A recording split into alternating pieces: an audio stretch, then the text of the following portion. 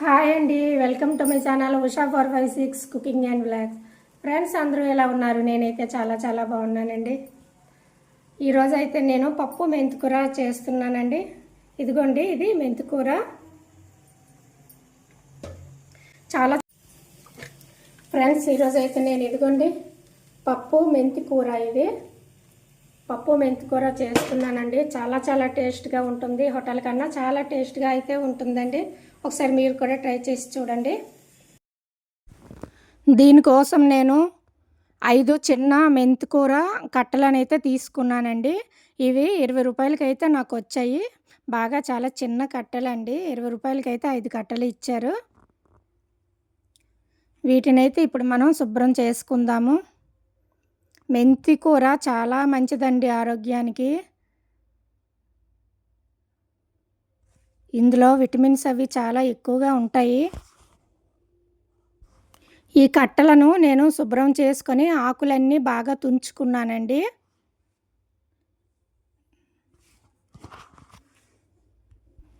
ఇక్కడ నేను పప్పు అయితే తీసుకుంటున్నానండి. కందిపప్పు 1/2 కిలో పప్పు తీసుకున్నాను, 1 గ్లాసు నిండుగా.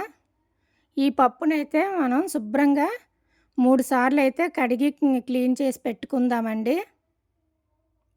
ఇది కందిపప్పులో డస్ట్ అది ఎక్కువగా ఉంటుంది కదా, అందుకని 3 సార్లు అయితే చక్కగా క్లీనింగ్ అయితే చేసుకుందాము.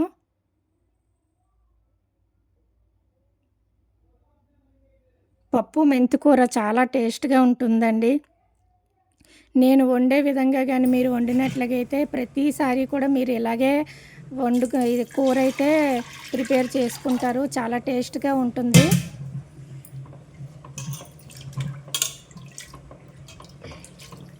నేను ఎప్పుడు ఇలానే చేస్తానండి. ఇందులో విటమిన్స్ అయితే చాలా ఎక్కువగా ఉంటాయి. ఇప్పుడు మనం చక్కగా దీన్ని పప్పునైతే 3 సార్లు కడుక్కున్నాం కదా, దీనిలో వాటర్ వేసుకొని కుక్కర్ అయితే మనం పెట్టుకుందామండి. నేను దగ్గర ఒక 5-6 విజిల్ వరకు అయితే ఉంచానండి. అప్పుడే పప్పు మనకి మెత్తగా అయితే ఉడుకుతుంది. ఇందులో నేను ఏమీ వేయలేదు, ఓన్లీ వాటర్ ఒకటే వేసాను. కుక్కర్ మూత పెట్టేస్తున్నాను. నెక్స్ట్ ఇక్కడ చింతపండు అండి. ఇది ఒక నిమ్మకాయ సైజు ఉంటుంది. ఇంత చింతపండు అయితే మనకు సరిపోతుంది. దీన్ని శుభ్రంగా కడిగి మనం వాటర్ వేసి నానబెట్టి పెట్టుకుందాం. ఫ్రెండ్స్, నేనైతే ఈ మెంతికూరని బాగా 2-3 సార్లు కడిగిన తర్వాత ఆకులన్నీ తీసేసి మళ్ళీ వాటిని కూడా శుభ్రంగా కడిగి నెక్స్ట్ ఈ ఆకులన్నిటినీ చిన్న ముక్కలు గుండగా అయితే కట్ చేసుకున్నానండి. ఎందుకంటే మెంతి ఆకుల్లా ఉంటాయి కదా, అందుకోసమని నేనైతే ఈ ఆకులన్నింటినీ గుండగా అయితే నేనైతే తురుముకున్నాను. నేనైతే మీడియం సైజు టమాటాలు ఒక 4 తీసుకున్నానండి.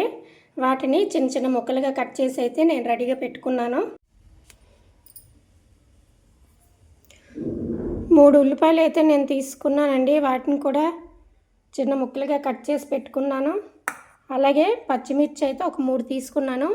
వాటిని నిలువుగా చీలికల్లా కట్ చేసి పెట్టుకున్నాను. ఇప్పుడైతే స్టవ్ పైన ఒక ప్యాన్ అయితే పెట్టుకుందామండి. నెక్స్ట్ స్టవ్ అయితే వెలిగించుకుందాం.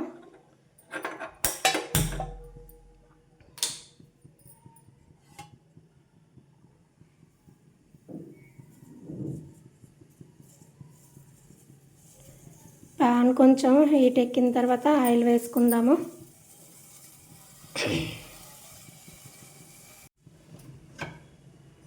ఆయిల్ వేసుకుందామండి. ఇప్పుడు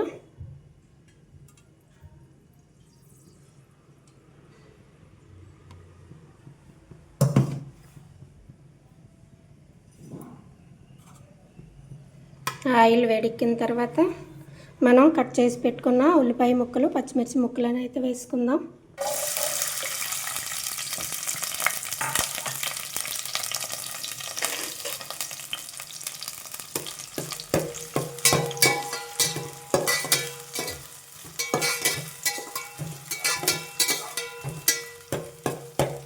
ఇవి కొంచెం బ్రౌన్ కలర్ వచ్చే వరకు అయితే వేయించుకుందామండి.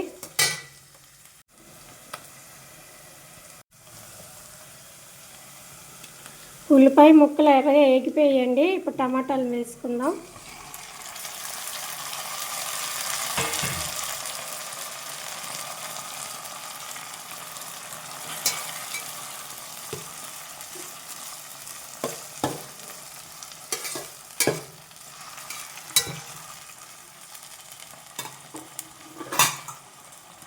ఈ టమాటాలను అయితే బాగా మగ్గనిద్దామండి. బాగా మగ్గినంత వరకు మనం సిమ్లో పెట్టి అయితే వీటిని ఉంచుదాము.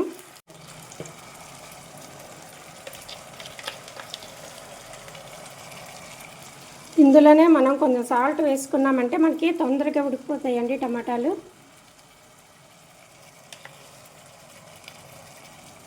నేనైతే ఇక్కడ 2 స్పూన్లు అయితే వేస్తున్నాను సాల్ట్.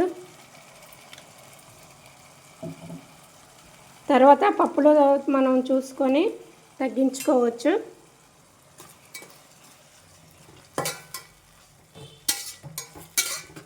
ఇవైతే బాగా మనకు మెత్తగా జ్యూస్ ఇలా రావాలండి.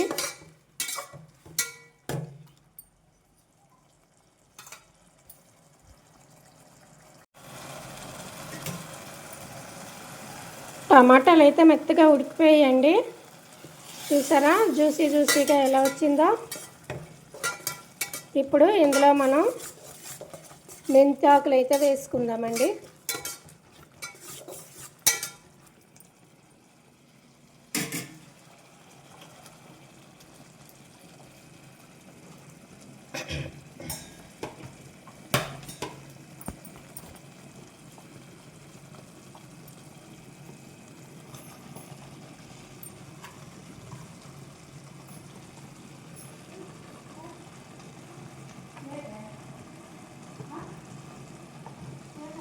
మొత్తం మెంతాకులన్నీ వేసుకున్న తర్వాత వీటిని శుభ్రంగా కలిపి సిమ్లో పెట్టి ఉడకనిద్దాము. ఇప్పుడు మనకి ఈ మెంతికూర అనేది మెత్తగా ఉడికిపోవాలండి. ఇందులోనే ఒక 1/2 టీ స్పూను పసుపు వేసుకుందాము.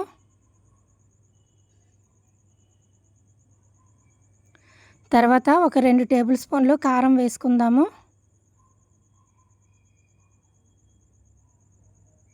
పచ్చిమిర్చి 4 వేసాం కనుక మనకి కారం అయితే కరెక్ట్గా సరిపోతుందండి. 2 టేబుల్ స్పూన్లు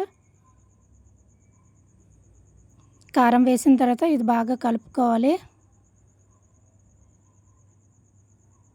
చూసారా మనకి కన్సిస్టెన్సీ అనేది ఎంత బాగా వచ్చిందో.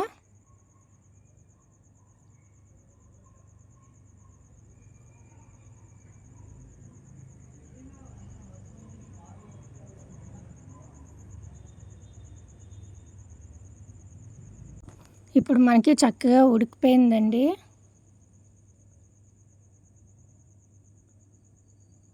నెక్స్ట్ పప్పు మనం చూద్దాము ఒకసారి. కుక్కర్ మూత తీసుకొని పప్పు చూసారా బాగా ఉడికిపోయింది. ఇప్పుడు దీన్ని మనం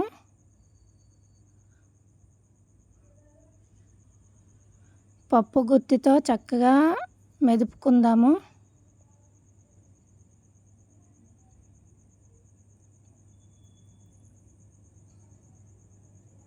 పప్పు కూడా ఇక్కడ మనకి రెడీ అయిపోయిందండి. మెత్తగా ఉడికిపోయింది.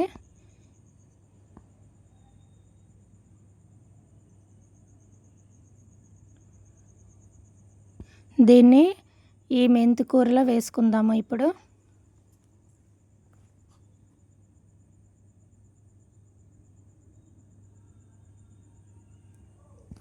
ఎప్పుడైనా ఇలా చేస్తేనే కూర అనేది టేస్ట్ అయితే బాగుంటుందండి. నేను ఎప్పుడు ఇలానే చేస్తాను. ఒకసారి ట్రై చేయండి. ట్రై చేసి ఎలా ఉందో నాకైతే కామెంట్స్లో చెప్పండి.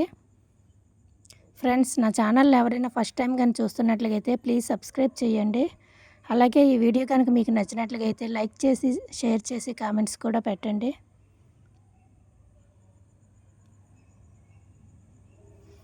పప్పు వేసిన తర్వాత బాగా కలుపుకుందామండి. ఇప్పుడు ఇందులోనే మనం చింతపండు గుజ్జు అయితే రెడీ చేసి పెట్టుకున్నాం కదా. చింతపండుని క్లీన్ చేసుకొని అందులో వాటర్ వేసి నానబెట్టి పెట్టుకున్నాం కదా. ఆ చింతపండు రసాన్ని ఇప్పుడు ఇందులో వేసుకుందామండి.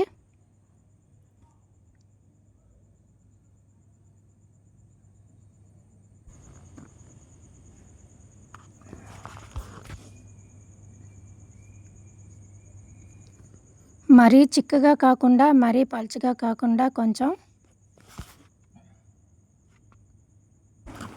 చింతపండు రసం అయితే చూసుకొని వేసుకోవాలండి.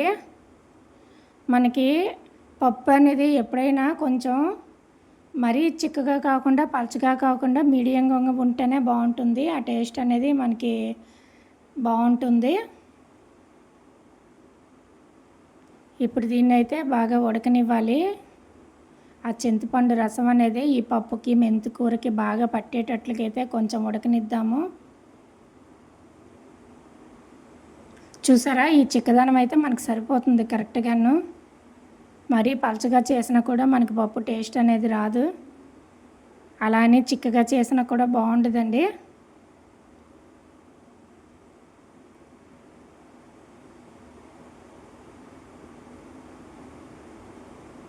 ఇప్పుడు ఫైనల్గా ఇందులోనైతే ఒక స్పూను ధనియాల పౌడర్ అయితే వేసుకుందామండి. ధనియాల పౌడర్ వేయడం వల్ల ఫ్లేవర్ అయితే బాగుంటుంది.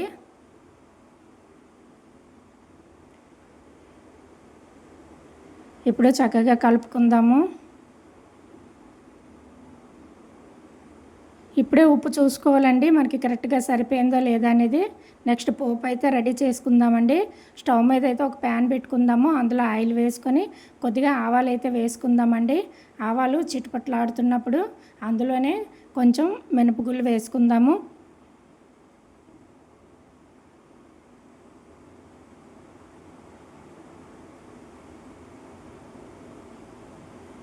నెక్స్ట్ ఎండుమిర్చి వేసుకుందామండి.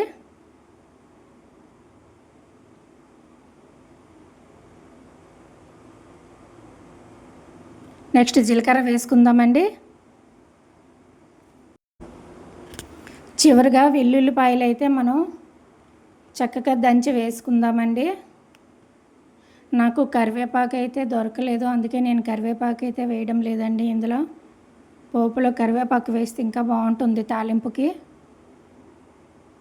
నెక్స్ట్ ఇంగువ కూడా వేసుకుంటారండి, నాకు అది కూడా అవైలబుల్గా లేదు, అందుకే నేను వేయడం లేదు. ఇంగువ వేసుకొని పప్పు తాలింపు పెట్టుకున్నామంటే సూపర్గా ఉంటుందండి ఫ్లేవరు. ఇప్పుడు ఇది బాగా వేగిన తర్వాత ఈ పప్పునైతే మనం ఇందులో అయితే తాలింపు వేసుకుందామండి.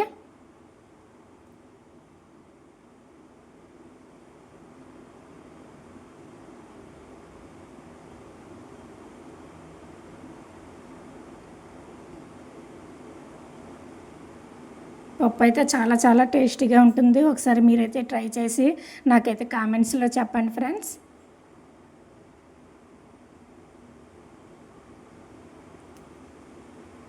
ఈ వీడియోని పూర్తిగా చూసినందుకైతే మీకు చాలా చాలా థ్యాంక్స్ అండి. ప్లీజ్ నన్ను ఇలాగే సపోర్ట్ చేయండి.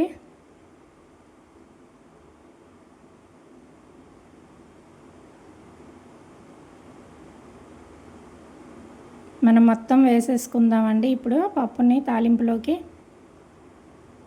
ఫైనల్గా మనకి పప్పు అయితే రెడీ అయిపోయిందండి. ఎంతో టేస్టీగా ఉండే మెంతికూర పప్పు రెడీ అండి.